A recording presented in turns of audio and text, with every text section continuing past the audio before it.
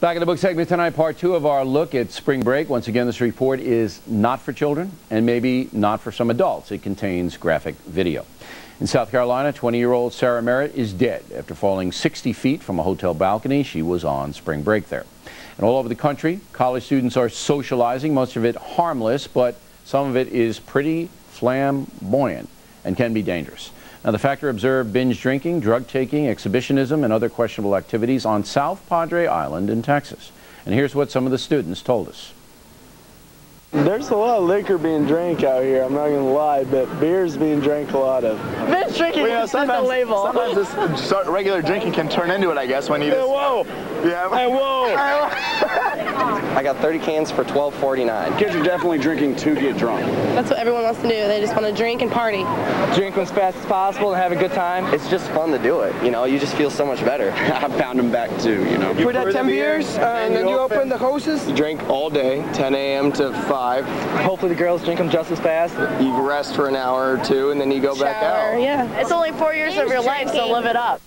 All right, joining us from Philadelphia is Margo Woodacre, co-author of the book I'll Miss You Too, an off-to-college guide for parents and students. And here in New York City, Margo's daughter, Steffany Bain, the other co-author of the book. All right, Steffany, you're out of the University of Miami, and you went to spring break. You know, sure, it's fun, you know, all right, but there's a boundary, and then once you're into illegal drug taking and you're getting drunk, you fall off a balcony, you're dead. We get a letter, I'm going to read a letter, you know, somebody got paralyzed or run over by a car. Is it just fun, or is there more to it?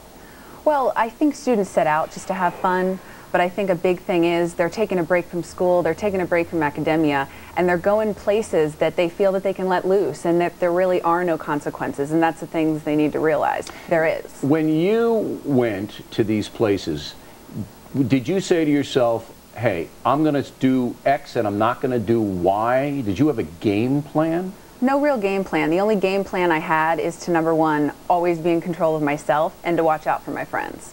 Did your friends ever tell you when they got out of control totally why they got out of control? Is it lack of discipline? Are they stupid? No, I think it's just going peer pressure. It's everybody's doing it. Why are you standing there not having a good time? It's peer pressure. All right. Now, Margo, when you wrote the book and you see what happened when you and I were in college, kids were getting drunk, kids were doing this kind of stuff, but you didn't see girls on the beach making out, which we photographed. You didn't see girls throwing their clothes off, and for no real reason. They're not in a contest. They're not winning anything. They're just doing it. And then you didn't see ecstasy, which a lot of these kids are taking. It's a drug that you'll do anything on. Why do you think they're doing that? Why has the ante been raised? Well, Bill, look at society today. Look at the internet. Look at MTV that used to go down and actually film these children, and they are children to us, these young adults. They go places, too, where they can get what they want when they want, and they love the freedom. I think a lot has to do with self-esteem. I think a lot has to do with the hormones, and I think a lot has to do with what is available today that you and I didn't have, Bill. Well, when you say self-esteem, what does that mean? I mean, how does it raise your self-esteem when you're raising your shirt?